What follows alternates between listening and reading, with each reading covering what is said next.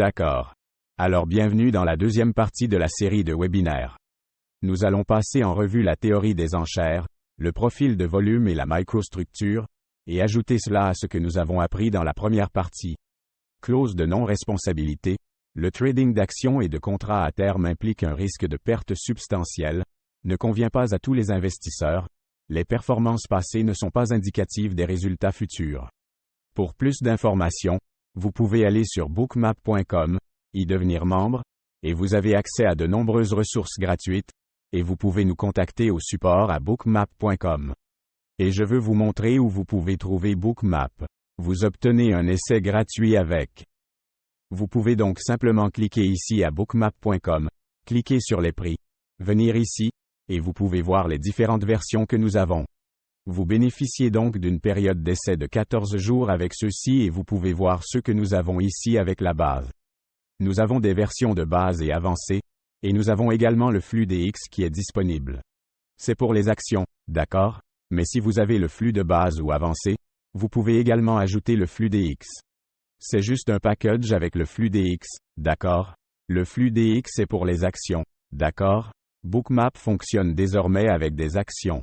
Et d'autres ressources ici, abonnez-vous ou suivez-nous sur Twitter, et vous obtiendrez alors les informations les plus récentes et pour ceux d'entre vous intéressés par les enregistrements du webinaire, vous pouvez voir ici sur notre page YouTube, vous pouvez vous y abonner et vous obtiendrez les dernières nouvelles. Alerte lorsque les webinaires sont téléchargés ici et laissez-moi vous montrer où ils se trouvent dans la liste de lecture en tant que OK.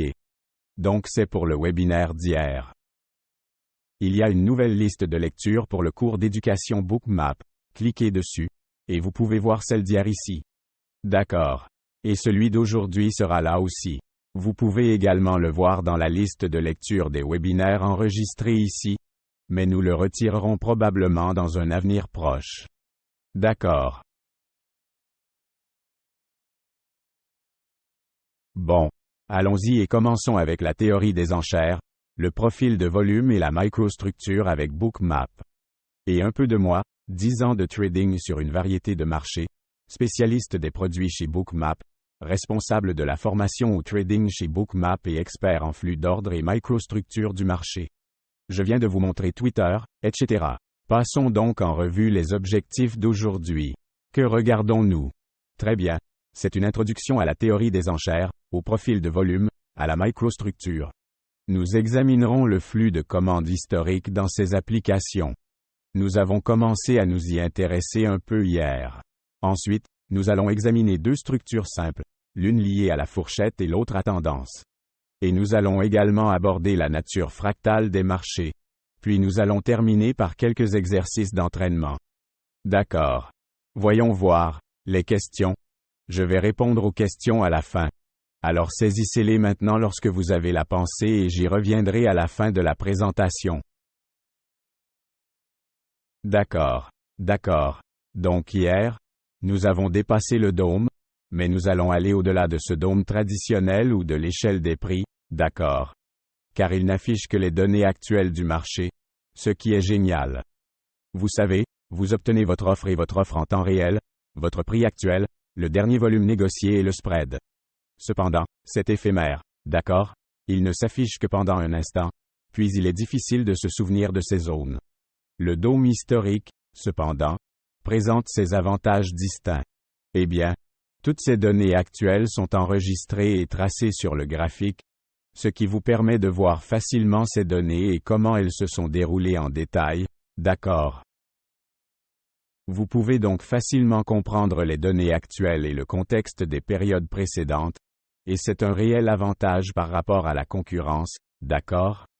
Cela vous donne beaucoup d'informations sur le potentiel du comportement futur ici, d'accord? Alors une petite critique de livre. Voici un dôme régulier ou traditionnel. Vous pouvez voir la profondeur ici sur l'offre, la profondeur sur l'offre, puis votre dernier prix négocié ici, et le meilleur cours acheteur et vendeur. Il s'agit donc du dôme actuel dans Bookmap comme nous l'avons examiné hier, mais le point que j'essaie de faire valoir ici est que toute cette activité dans ce dôme actuel est enregistrée, puis transposés sur le graphique historiquement. Par exemple, nous pouvons simplement regarder cet exemple très simple. Vous pouvez voir qu'ils enchérissaient ici auparavant, puis ils ont retiré cette liquidité à mesure que le prix baisse, puis ils ont commencé à rajouter. Enregistrer ou comprendre cela dans votre esprit dans un dôme va être beaucoup plus difficile. Et vous allez devoir noter cette zone ainsi que les autres zones ici. Regardez comment il baisse l'offre avec une liquidité plus élevée ici, d'accord. Tout est ici dans la carte du livre enregistrée pour vous. Vous avez donc une référence et une compréhension très rapide et facile du comportement de cette vente aux enchères, d'accord. D'accord. Alors appliquons cela. Maintenant, nous l'avons examiné hier, mais maintenant nous allons l'appliquer dans une structure. Nous allons avoir une vue d'ensemble du contexte structurel, et oui, nous avons cette intention de faire du commerce dans ces domaines précédents, facile à comparer au dôme traditionnel, facile à voir par rapport à ce dôme traditionnel, puis s'applique à cette microstructure. Nous voulons comprendre le contexte de cette vente aux enchères et comment ils se sont comportés précédemment, se comportent actuellement, puis dans la leçon avancée, nous allons ajouter des études et des filtres supplémentaires. Encore une fois, cela donne un aperçu de l'activité future des enchères et du comportement prévu. Regardons donc la structure et la microstructure ici. Application de la théorie des enchères, profil de volume dans le contexte de cette enchère et des transactions. D'accord. Donc un examen d'hier de la première partie, les données historiques du dôme. Jetons un coup d'œil à ce que nous avons couvert hier ici, très rapidement. Nous avons examiné les déséquilibres dans les enchères, nous avons examiné l'activité générale dans le livre, l'absorption et l'épuisement, et jetons un coup d'œil ici. Nous allons simplement utiliser un graphique simple et nous allons aller plus loin à partir d'ici. D'accord. Très bien. Donc tout d'abord, identifiez très rapidement l'activité de balayage que nous avons couverte hier, d'accord. Nous voyons le balayage du livre de prix ici à la baisse. Le rejet revient au milieu. D'accord. La même action s'est produite ici, d'accord, avec ce balayage. Ce balayage était un peu différent, d'accord. Nous pouvons voir le balayage ici, et nous restons en dessous d'une micro-fourchette.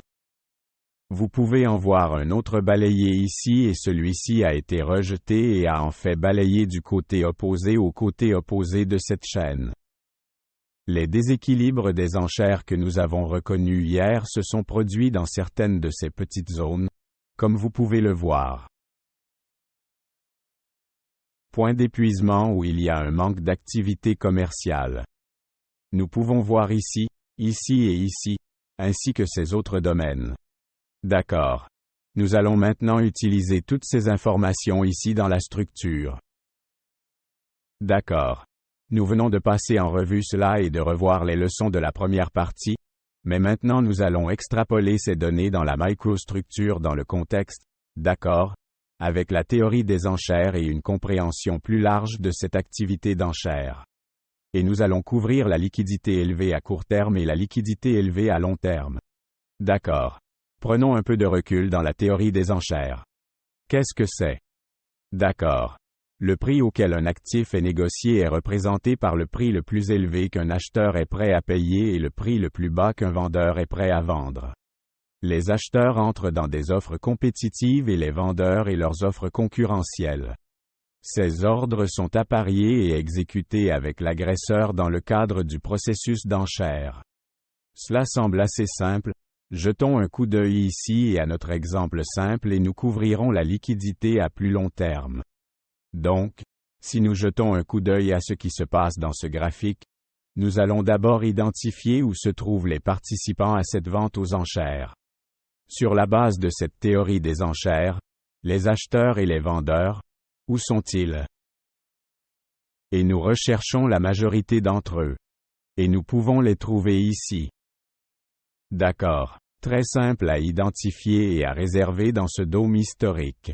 Parce que vous pouvez le voir. Voici leur comportement. Vous savez, ils restent dans le livre. Ils veulent être des vendeurs dans ces domaines. Ils veulent être des acheteurs dans ces domaines.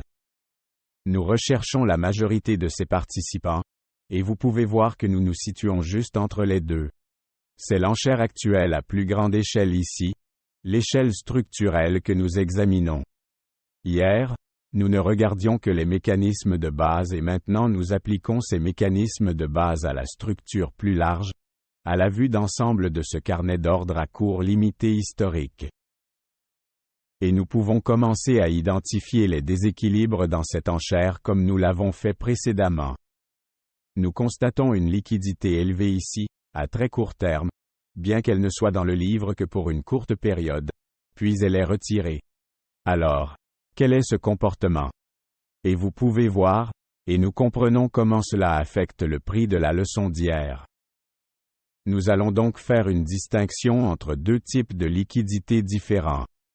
Liquidité élevée à long terme et liquidité élevée à court terme. La liquidité élevée à court terme, c'est une liquidité élevée, mais c'est brièvement dans le livre. Cela crée un déséquilibre important dans les enchères. Il s'agit d'une nouvelle information pour les participants aux enchères. Cela fausse cette enchère et repousse les prix. Le prix réagit à la différence entre l'offre et la demande, ce déséquilibre. Comprendre le contexte de la région. Sommes-nous proches de zones de liquidité à long terme? Quelles sont les relations et les fluctuations dans cette microstructure et la relation avec le volume? D'accord. Nous allons utiliser une analogie ici pour définir cela un peu mieux ici, mais passons à la liquidité élevée à plus long terme. Il s'agit d'une liquidité élevée qui reste dans le livre. Cela définit la vente aux enchères comme nous venons de le regarder. D'accord. Cette information a déjà été digérée par les participants à l'enchère. Il sait où le marché peut négocier. Il sait qu'il peut négocier en trouvant cette liquidité plus élevée qui est dans le livre depuis longtemps. Et généralement, ce qui se passe, c'est que nous avons des canalisations entre ces zones de liquidité à long terme. Ce type de liquidité peut agir comme un aimant. Il ne repousse pas le prix, il peut attirer le prix. C'est parce qu'il est là depuis un certain temps, qu'il est déjà compris, et que le marché sait qu'il peut y commercer. Le marché a donc besoin de liquidité pour négocier. S'il n'y a pas d'équilibre là-dedans, il comprend où il peut aller pour échanger. D'accord. Il est toujours à la recherche de liquidité plus élevée. Et puis comprendre le contexte de cette liquidité élevée à long terme. Y a-t-il plus ou moins de liquidité dans la région? Ou ont-ils tendance à tirer cette liquidité élevée lorsque le prix s'approche de cette zone? Alors encore une fois, jetons un coup d'œil à la situation dans son ensemble. Nous avons nos liquidités à long terme, et ces déséquilibres des adjudications sont les liquidités élevées à court terme. Et nous pouvons voir comment cela fonctionne.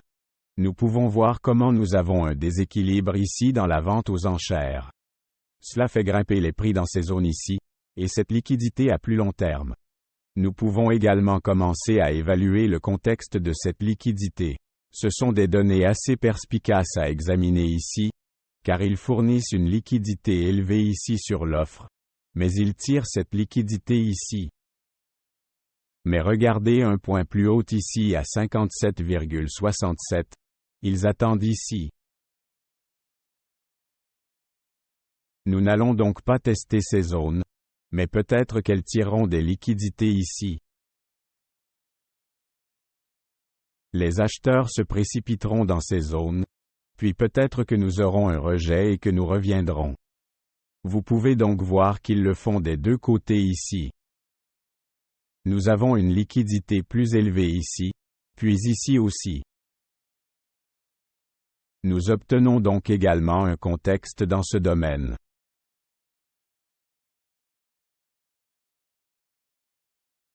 Quoi qu'il en soit, vous pouvez voir comment ces zones définissent cette enchère. Puis vous pouvez voir les déséquilibres dans les SKU et comment cela affecte le prix dans cette enchère plus longue. Entrons maintenant dans la théorie des enchères et l'équilibre dans une fourchette. La valeur de l'actif est déterminée dans un équilibre d'une fourchette et lorsque le prix sort de cette valeur de fourchette, c'est là que s'il est trop élevé, ce qui se passe généralement, c'est que vous trouvez des vendeurs réactifs. Si le prix descend trop bas en dehors de cette fourchette, vous trouvez des acheteurs réactifs et le prix reviendra dans son équilibre de valeur. Donc, sur un graphique en chandelier, il s'agit d'une théorie classique des enchères. Des vendeurs réactifs en haut ici, des acheteurs réactifs en bas dans ces zones. Vous pouvez voir beaucoup de WIC ici, achetant et vendant à l'étendue des fourchettes. Dans Bookmap, ou dans ce carnet d'ordre à cours limité historique, les voici. Les vendeurs consentants ici, en dehors de la fourchette, c'est le même exemple que nous regardions, puis ce sont les vendeurs réactifs, et les acheteurs consentants ou réactifs ici en dehors de la fourchette. Alors, pourquoi le prix revient-il dans cette fourchette? Et nous utiliserons ici une analogie simple dans une vente aux enchères pour pratiquement n'importe quoi. Regardez un ordinateur, une voiture, un tableau, quoi que ce soit. Comprenons le scénario de prix plus élevé ici dans ce comportement d'enchère. Eh bien, nous sommes à un prix plus élevé, il y a moins d'achats. La valeur est trop chère. Les gens vont attendre des prix plus bas. Ce sera le comportement normal dans cette vente aux enchères. Et vous allez trouver plus de ventes. Vous allez trouver des prises de bénéfices. Vous allez trouver que tous ceux qui détenaient des stocks vont les distribuer. Ils cherchent à obtenir un bon prix pour vendre dans des zones plus élevées. Qu'en est-il d'un prix plus bas? Quel est le comportement des enchères là-bas? Eh bien, vous trouvez plus d'achats. La valeur est qu'il est en vente. Et ce que vous trouvez généralement, c'est l'accumulation d'inventaire. Vous trouverez des acheteurs. Et vous trouverez moins de ventes. Les personnes qui détiennent déjà cet inventaire vont attendre des prix plus élevés. Et en général, c'est très général ici, mais vous verrez généralement le prix revenir à sa valeur moyenne statistique.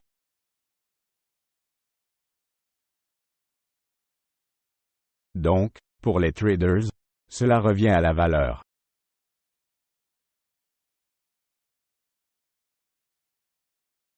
Très bien. Jetons un coup d'œil à un profil de volume. Et nous allons examiner le solde de la transaction dans une fourchette. Je suis sûr que beaucoup d'entre vous connaissent très bien cette distribution, et nous allons ensuite examiner l'acceptation du temps et du prix dans cette fourchette. Voici donc notre même graphique, notre même exemple, et nous pouvons voir le temps et l'acceptation dans cette fourchette ici, l'acceptation des prix. Notre liquidité plus élevée ici et nos vendeurs réactifs dans ces zones et les acheteurs ici. Et jetons maintenant un coup d'œil à un profil de volume. Distribution unique très équilibrée du volume. Il s'agit d'une courbe de profil typique en forme de cloche. Et vous pouvez voir que la majorité des échanges ont lieu en plein milieu ici. Voici donc nos liquidités à plus long terme, canalisant entre elles. Et maintenant, jetons un coup d'œil au profil, aux composants ici, au VWAP, au POC, aux nœuds à haut volume, aux nœuds à faible volume. James parle déjà de zones de valeur élevée, zones de valeur faible. Je ne vais donc pas entrer dans les détails, James, mais c'est juste une statistique, c'est un détail sur cette information ici. Si vous voulez le regarder, vous êtes plus que bienvenu. Il y a beaucoup d'informations sur le web à ce sujet. Donc, il suffit de regarder les composants simples ici d'un profil de volume. Le nœud à faible volume. Nous examinons ici les nœuds à faible volume sur les bords. Nous constatons qu'il n'y a pas de vente dans ces domaines ou d'achat. Il n'y a pratiquement pas de volume ou très peu sur les bords. Notre nœud à volume élevé, NPOC, est ici au milieu. C'est le prix le plus négocié ici de cette gamme. Et nous avons aussi le VWAP ici, et vous pouvez voir que c'est cette ligne blanche ici. C'est le prix moyen évalué. Ainsi, le VWAP est différent du nœud à volume élevé ou POC. Et je vais également examiner certains profils de volume asymétriques puisque nous couvrons le profil de volume. Cela donne un aperçu de l'action des prix dans cette fourchette. Nous allons parler des profils en forme de B et des profils en forme de P. Dans la forme B, il y a plus de transactions dans les zones inférieures, puis en forme de P, plus de transactions dans les zones supérieures. Et les informations que cela peut donner, eh bien, nous avons un intérêt transactionnel dans un domaine biaisé, n'est-ce pas? Cela dépend. Tout cela est contextuel, et des délais plus longs font la différence ici. Mais s'agira-t-il d'un volume piège dans ces zones inférieures ou supérieures? Ou allez-vous assister à un renversement? Ou à une tendance, vous savez? Y aura-t-il une découverte des prix en dehors de cette fourchette? Et alors nous commencerons à entrer dans un environnement de tendance? D'accord. Tout est contextuel, d'accord, dans ce contexte plus large. D'accord. Voici donc notre asymétrique, notre forme de B ici, presque une double distribution en gros. Mais vous pouvez voir qu'il y a plus de volume de négociation dans les zones inférieures ici, et vous pouvez le voir très clairement ici avec les points de volume également. Donc, si plus de transactions ont lieu dans une zone inférieure, eh bien, vous commencerez peut-être à anticiper plus de transactions à la baisse dans la découverte des prix. Mais si vous regardez aussi une partie du volume et de quel type de volume il s'agit, et c'est là que cela compte dans ce contexte, comme vous pouvez le voir, il y a beaucoup de volume d'achat ici par rapport à la vente. Donc, peut-être une certaine accumulation, puis une poursuite à la hausse. Mais notez encore une fois, la liquidité élevée ici, nous canalisons entre les zones de liquidité élevée ici sur l'offre et ici sur l'offre. Une certaine absorption dans cette zone, comme vous pouvez le voir, et une certaine absorption ici aussi. Jetons un coup d'œil à un profil en forme de P. La distribution asymétrique est maintenant à la hausse, et cela fait ce genre de profil en forme de P. Et vous pouvez jeter un coup d'œil à la majorité du volume, donc ces groupes de volume dans la plage. Vous pouvez voir, encore une fois, la fourchette ici, notre liquidité plus élevée est en baisse dans certaines des zones inférieures, la liquidité à plus long terme, puis vous pouvez la voir ici sur l'offre, en hausse dans certaines de ces zones ici. Et la canalisation entre ces zones. Très bien. Jetons un coup d'œil à l'analyse avancée de la, dans la fourchette. D'accord. L'exemple de la distribution unique, et nous allons le faire, car il y a toutes sortes de choses que vous pouvez voir dans cette action sur les prix. Épuisement, absorption, arrêt de course, piège, rejet de prix, retour à la valeur. Il y a une nature fractale de ces marchés. Nous pouvons voir des modèles dans des modèles. Ensuite, nous allons appliquer ce que nous avons appris dans la première leçon d'hier, certains des exemples de flux d'ordre. Mettez tout cela en contexte, lisez-le et nous pourrons anticiper l'activité future des prix. Voici donc notre exemple. Par exemple, notre liquidité à long terme. Nous voyons nos déséquilibres ici avec cette liquidité à court terme. Et jetons un coup d'œil ici. D'accord? Nos points d'épuisement ici. Et nous voyons ce balayage du livre ici à la hausse. Un rejet complet de ce domaine. Le prix redescend directement dans la fourchette. Donc, vous savez, ça va être votre arrêt. Pourquoi? D'accord. Parce que nous avons déjà des zones d'épuisement ici. Il semble donc que les traders pourraient se diriger vers un retour à la moyenne.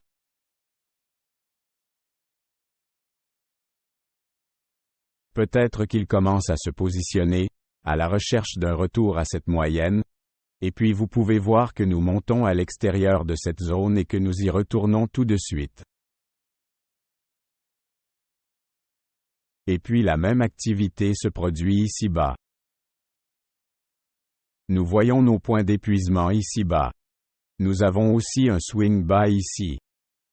Et regardez comment nous tapons simplement en dessous de cette zone ici, Saisissons la liquidité, puis échangeons de l'autre côté de l'endroit où il trouve de la liquidité ici sur l'offre. D'accord. Encore une fois, une activité très rapide. On pourrait penser qu'en regardant ce profil très simple ici, il sera assez facile de s'estomper sur les bords extérieurs et de revenir à la norme. C'est en fait qu'il se passe beaucoup de choses et qu'il peut être très difficile de négocier. En fait, vous connaissez cette liquidité plus élevée, comme indiqué précédemment. Vous pouvez voir comment il tire ici. Il y a un potentiel ici pour que les acheteurs continuent à monter, mais ils se heurteront directement à une liquidité plus élevée à un niveau plus élevé. Et puis, si ces gars-là se trompent et que nous voyons beaucoup de vendeurs, les vendeurs réactifs redescendent tout de suite et frappent probablement de l'autre côté de la gamme. Je pense que la statistique, j'ai entendu de nombreux traders, si vous obtenez un prix qui sort de la fourchette de négociation, rejette et revient au milieu, il y a 80% de chances qu'il revienne et teste l'autre côté de cette fourchette.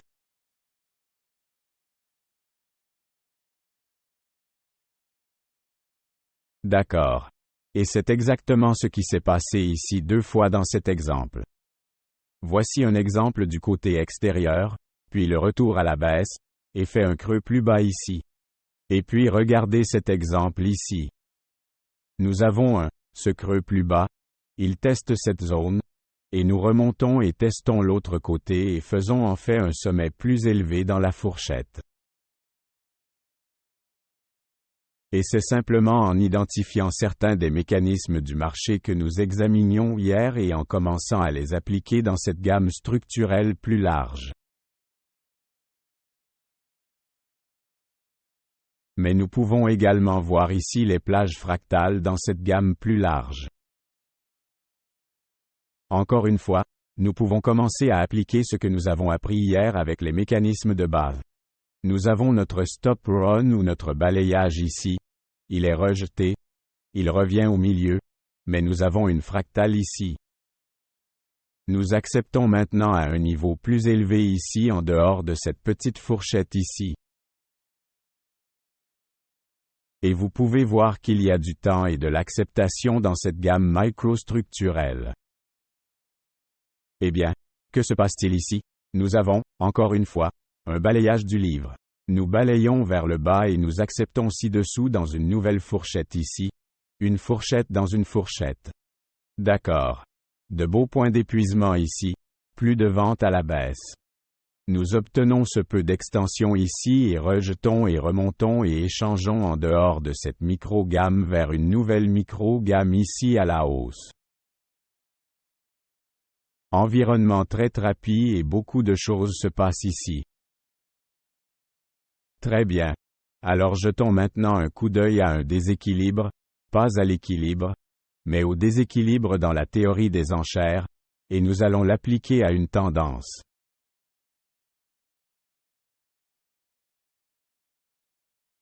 D'accord. Donc un déséquilibre, c'est un bouleversement dans l'environnement de la fourchette d'enchères équilibrée. Le prix sort de cette fourchette, dans les cassures, ce que vous commencez à voir est un achat initié important. Ce n'est pas un achat réactif, c'est un achat initié, et cela de accent aigu finit la valeur à la hausse. En cas de panne, vous avez de grandes ventes initiées, et cela de accent aigu finit la valeur à la baisse. Le prix de réévaluation accepte en dehors de cette fourchette de valeur initiale.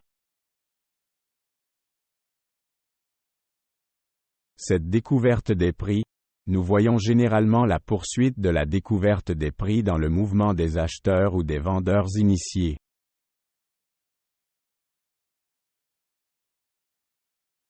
Cette réévaluation, elle se répétera et vous aurez alors un début de tendance. Donc, comme dans cet exemple ici, cette tendance n'a jamais commencé. Nous voyons les valeurs changer ici, mais nous ne voyons pas d'environnement de tendance.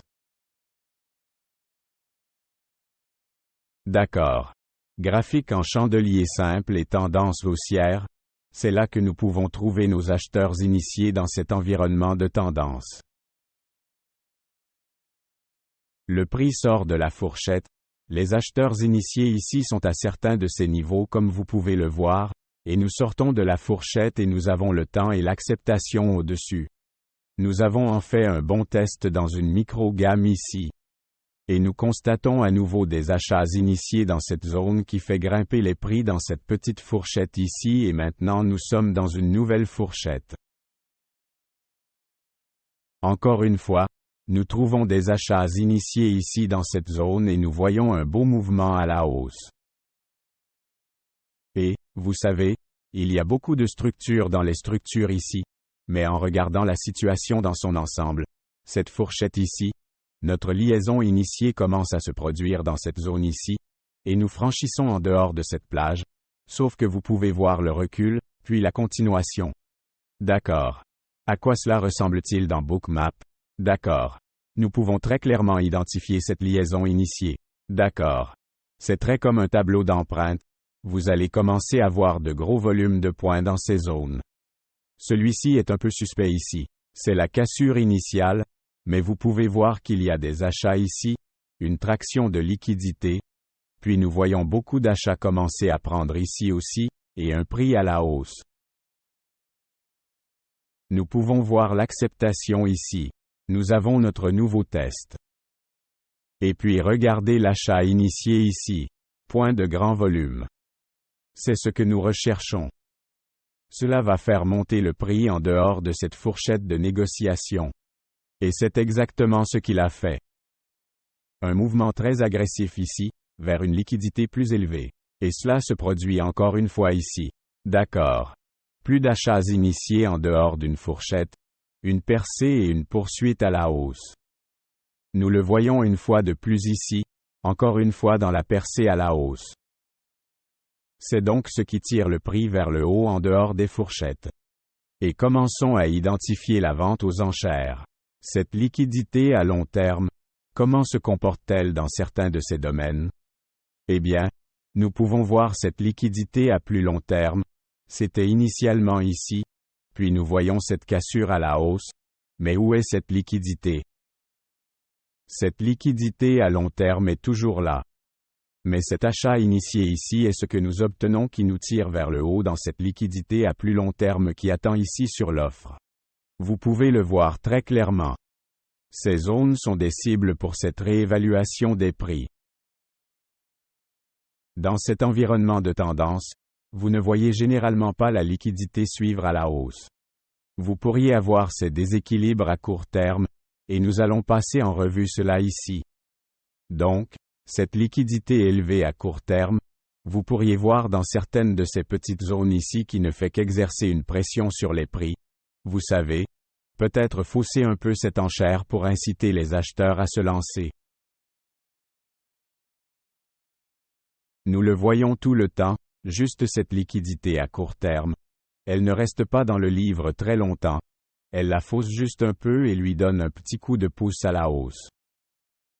D'accord. Et maintenant nous pouvons voir comment se déséquilibre des enchères, comment il réagit dans le contexte plus large ici, de cette liquidité à plus long terme dans une tendance. Alors pourquoi le prix accepte-t-il plus haut dans cette tendance haussière?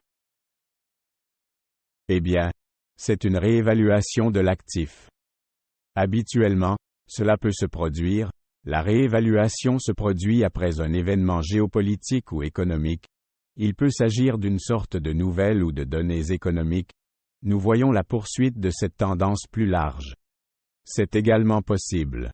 Il y a donc déjà une vue d'ensemble du déséquilibre entre l'offre et la demande, ou il se peut qu'il s'agisse très simplement d'un déséquilibre des enchères ou d'un grand nombre d'achats initiés ensemble. D'accord. Et cela seul permettra au prix de se négocier et d'accepter au-dessus ou en dessous d'une fourchette définie.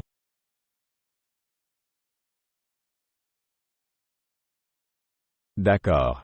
Et appliquons simplement cette compréhension dans l'analogie que nous avons utilisée précédemment. Acheter ou vendre n'importe quoi. D'accord. Un ordinateur, une voiture, de la peinture, peu importe ce que c'est. D'accord. Nous sommes à un prix plus élevé, par exemple. Niveau. Il y a une demande, il y a un comportement de demande aux enchères ici. Il y a un intérêt d'achat à des niveaux plus élevés. Et il y a un manque de vente à des niveaux inférieurs. Et les prix se réévaluent à des niveaux plus élevés. C'est donc de ce déséquilibre ici dont nous parlons.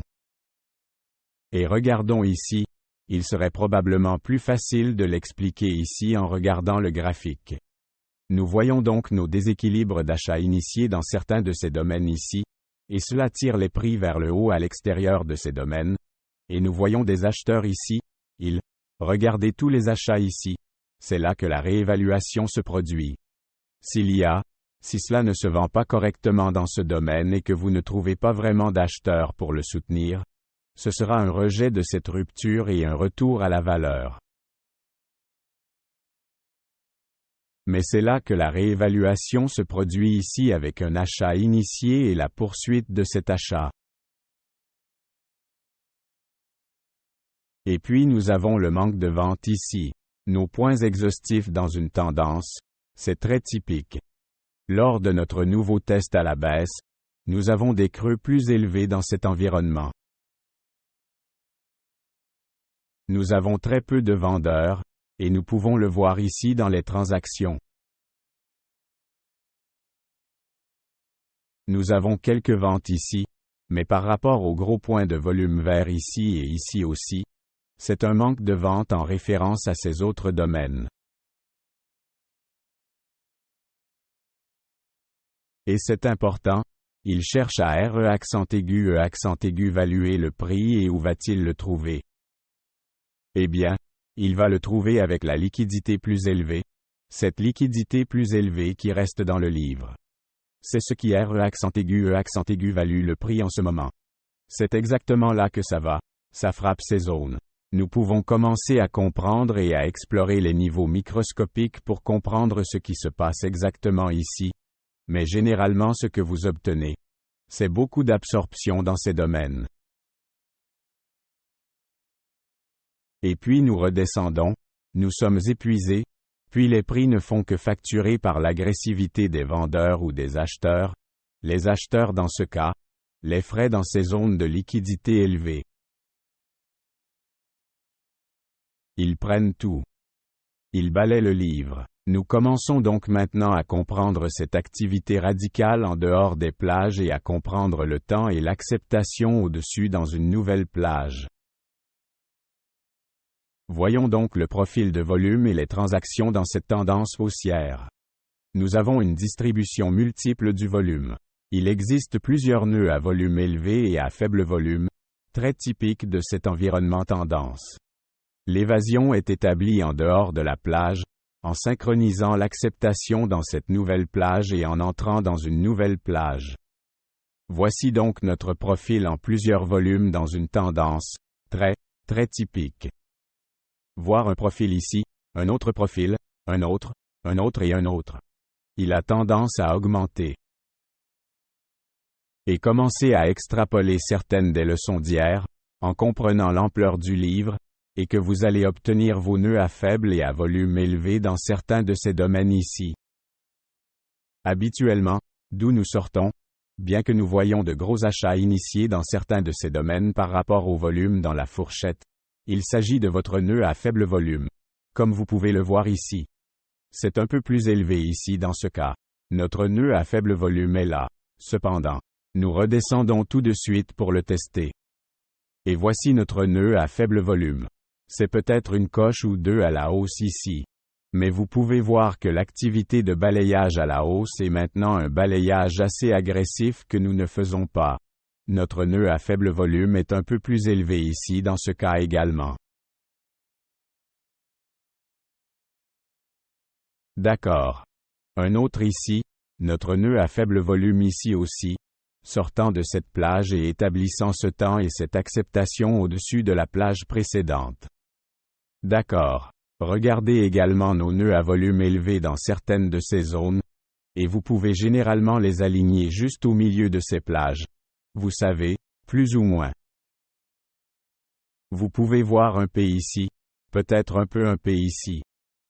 Mais ceux-ci sont assez bien répartis. Qu'en est-il de la valeur d'une tendance? Nous allons examiner le type d'équilibre dans cet environnement de tendance. Je veux dire, nous avons d'abord parlé d'un déséquilibre, mais il y a quelque chose à cela. C'est ainsi que vous avez vos lignes de tendance. Cela donne une structure à ce processus de réévaluation de l'actif. L'absorption au sommet les plus élevés, nous avons nos prises de bénéfices, puis l'épuisement au sommet les plus bas, suivi d'achats plus initiés. À quoi cela ressemble-t-il ici? C'est là que vous obtenez vos lignes de tendance et votre canalisation, votre équilibre diagonal dans la tendance établie. Et vous pouvez voir ici que ce déséquilibre rétablit vraiment cette tendance. Donc, vous savez, nous avions une tendance à la hausse, et vous pouvez voir à quel point il est redescendu dans certaines de ces zones. Mais cette grande quantité d'achats a rétabli cette tendance, et vous pouvez voir à quel point cela fonctionne bien ensemble. D'accord. Eh bien, entrons dans une analyse approfondie de cette tendance. Et une liquidité élevée et des transactions importantes, d'accord, une absorption au plus haut sommet, une faible liquidité et moins de transactions, l'épuisement aux plus bas niveaux inférieurs, d'accord, nous avons couvert cela. Mais regardons aussi la force de la tendance, d'accord. Nous venons de regarder cela dans les mouvements en diagonale, mais nous allons examiner quelques mouvements mesurés ici, d'accord. D'accord. Et entrons ici et laissez-moi vous montrer les mouvements mesurés, d'accord. La nature fractale de cette tendance. Nous avons nos mouvements mesurés dans le repli. C'est exactement 10 ticks ici, d'accord. C'est un mouvement plus fort et une cassure en dehors de cette fourchette. C'est en fait 12 ticks, d'accord. Et cela se répète à nouveau ici, d'accord. Et puis nous en avons enfin un de plus à la hausse ici, qui est de 10 ticks. C'est une référence à celui qui a lancé cette tendance. Cette tendance commence à s'estomper potentiellement à ce stade. Ce n'est que quelques ticks de différence, mais ils sont plus ou moins les mêmes aussi. Mais vous allez le voir, et vous pouvez le relier à cet équilibre diagonal dans cette tendance établie. D'accord. C'est la nature fractale, j'ai en quelque sorte sauté en avant ici. Mais d'accord, la force de cette tendance, les mouvements mesurés, les stop runs et les saisies de liquidité, d'accord. Jetons donc un coup d'œil ici. Très bien. Dans cette forte tendance, nous obtenons notre repli vers notre nœud à faible volume, ou cette dernière grande rafale de volume ou d'activité, d'accord. Donc, lorsque vous avez un mouvement de tendance très fort ici, comme vous pouvez le voir, nous avons évolué très agressivement à la hausse. Eh bien, regardez le recul. Nous ne sommes même pas revenus. Non, en fait, je pense que nous sommes passés très près du nœud à faible volume ici. Mais c'est là que cet achat initié s'est encore produit ici. Donc, le recul est maigre. Le mouvement hors d'ici a été très fort, d'accord. Donc vous n'aurez pas de recul dans certains de ces domaines ici, n'est-ce pas? Et avec cet environnement de forte tendance. La même chose s'est produite ici, d'accord. Un mouvement de tendance très très fort. Les retraits sont très peu profonds, d'accord. Maintenant, dans ce mouvement initial à la hausse, ainsi que dans ce dernier mouvement ici, nous obtenons un recul vers l'endroit d'où nous avons cassé. Donc, reculer vers ce nœud à faible volume ici comme ici, juste essentiellement vers la coche.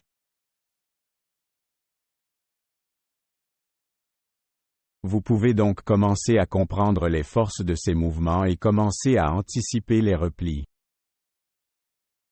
Et c'est tout, vous pouvez voir où nous allons tous avec ça. Demain, nous allons mettre cela ensemble dans des stratégies et des configurations. D'accord. Nous avons couvert les mouvements mesurés, mais d'accord, passons en revue certains des exercices d'entraînement ici. C'est tout pour la deuxième partie, comprendre les structures et le flux d'ordre historique, les transactions et le profil de volume dans ce processus d'enchère. L'étape suivante consiste donc à passer en revue ces microstructures, à appliquer la théorie des enchères et les concepts de profil de volume, puis à marquer plusieurs exemples dans le graphique. Vous pouvez utiliser le mode de relecture de Bookmap si vous avez Bookmap.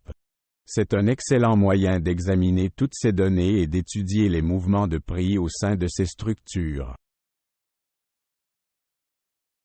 Commencez par un exemple. Concentrez-vous sur un graphique. Comprenez les détails de cette enchère et le comportement de transaction dans cet exemple. Puis passez au suivant et notez les variations dans l'exemple suivant.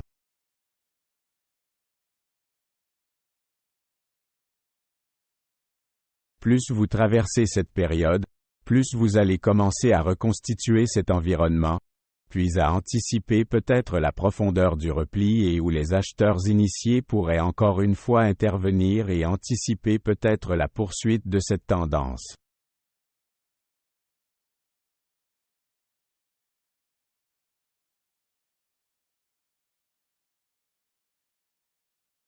D'accord.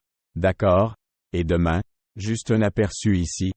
Nous allons entrer dans les applications pratiques de cette information. Nous allons passer en revue le contexte de l'enchère et de la transaction. C'est très important. Nous ne voulons pas comprendre une seule ligne blanche de liquidité élevée. Nous voulons comprendre le contexte historique de celle-ci et comment elle s'est comportée auparavant. Ou en ajoute-t-il d'autres dans un domaine? Où ajoute-t-il? Est-ce qu'ils ajoutent? Disons qu'ils sont sur l'offre. Est-ce qu'ils baissent l'offre avec plus de liquidité? Ou est-ce qu'ils la retirent et l'ajoutent au-dessus? Cela va nous donner beaucoup de contexte et beaucoup de compréhension du déménagement prévu. D'accord.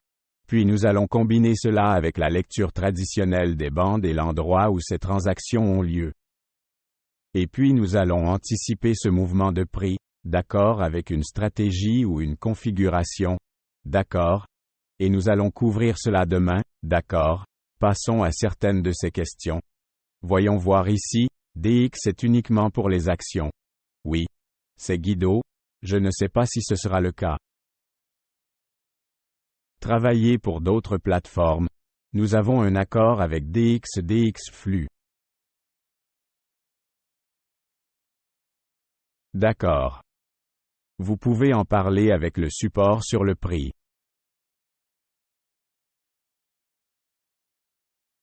D'accord. Oui, le prix de Francisco augmentera jusqu'à ce qu'il trouve ce vendeur. Exactement. D'accord. D'accord. Non. Francisco a également passé en revue l'achat et la vente initiée.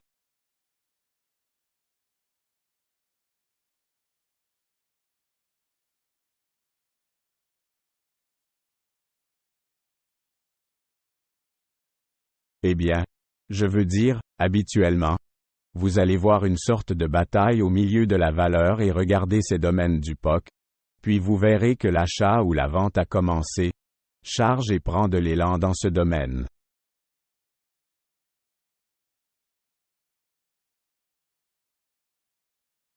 C'est là que cette réévaluation, la plupart du temps, elle se reproduira. Vous pouvez le voir, Francisco. Je veux dire, c'est pourquoi je vous implore vraiment de jeter un coup d'œil à certains de ces graphiques, de les annoter et vous verrez le comportement ici.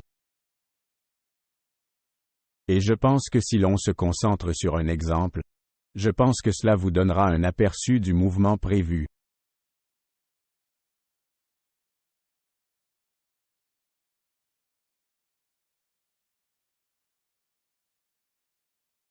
Ah, merci, Mauricio. Maurice, d'accord. D'accord.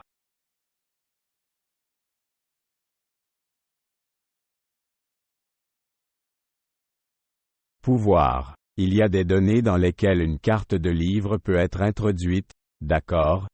Les informations sur le temps et les données de vente, vous savez, peuvent aller directement dans.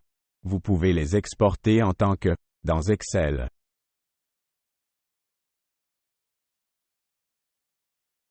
D'accord. Cédar, cela répond également à votre question. SJ, au milieu d'une tendance, y a-t-il un moyen d'anticiper l'ampleur d'un exemple de recul? Oui. Non. Je viens de passer en revue cela aussi. Donc ces mouvements forts ici, et nous allons y revenir plus en détail dans les configurations, mais vous pouvez voir le recul peu profond ici.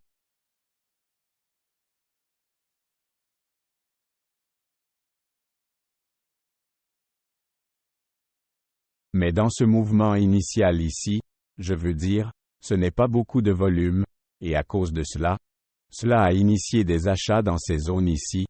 Vous obtenez un recul beaucoup plus profond. Maintenant, vous savez, c'est contextuel. Je veux dire, que se passe-t-il si nous rencontrons une liquidité très élevée ici et qu'ils sont très agressifs et que vous voyez beaucoup de ventes initiées en dehors de cette petite fourchette ici, n'est-ce pas? Eh bien, vous savez, vous pouvez vous attendre à un retour dans cette fourchette ici, d'accord? Mais nous n'avons pas eu ça ici, n'est-ce pas? Maintenant, vous pouvez voir qu'il n'y a pas beaucoup de ventes, d'accord? D'accord. Très bien les gars, cela termine la leçon 2, et faites-moi savoir si vous avez des questions, mais nous continuerons demain avec la partie 3.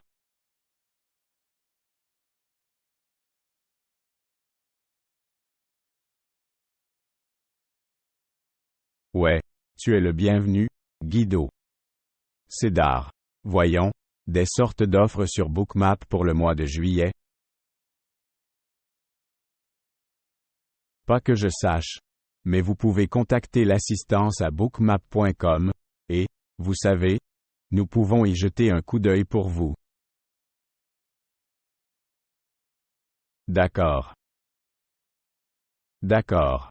D'accord. Très bien. Les gars. Oui. Merci d'être venus. Et nous allons nous arrêter là, et nous rattraperons demain avec la partie 3 et examinerons une partie du contexte de cette vente aux enchères et des transactions, puis nous commencerons à y appliquer des stratégies et des configurations, d'accord, et à tirer parti de l'éducation que nous avons déjà couvert depuis 2 jours. Très bien. Merci d'être venus. Nous vous verrons demain.